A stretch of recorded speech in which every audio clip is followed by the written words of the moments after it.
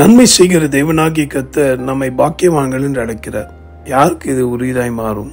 சங்கீதம் 106:3. நியாயத்தை கை கொள்ளுகிறவர்களும் எக்காலத்திலும் நீதியை செய்கிறவர்களும் பாக்கியவான்கள்.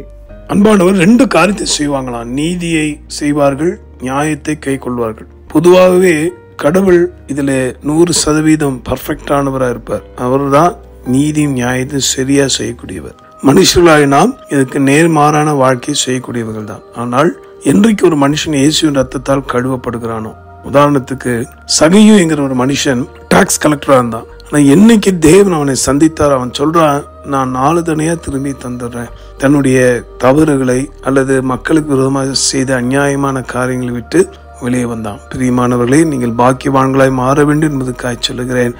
முதலாவது இயேசுவை இரட்சகராய் ஏற்றுக்கொள்வது மாத்திரமல்ல, அவருடைய வசனங்களை, வார்த்தைகளை பற்றி கொள்வோம். நிச்சயமாய் அவர் நம்மை ஆசீர்வதிப்பார். ஜெபிக்கலாம். அன்புள்ள ஆண்டவரே, உடைய வார்த்தையை கேட்டு என்னோட ஜெபிக்கிற யாவரையும் ஆசீர்வதியும். நீதியும் நியாயத்தையும் கை கொள்ளுகிற அனுபவத்தை இன்னும் தாரும். எந்த சூழ்நிலையும் உலகத்தின் ஆசாபாசங்களுக்கோ பாவத்துக்கோ அக்கிரமத்துக்கு இடம் தந்து விடாதபடி உம்மை காண்கின்ற இதயத்தை, கண்களை இவர்களுக்கு தாரும். ஜெபத்தை கேட்டீரே, ஸ்தோத்திரம்.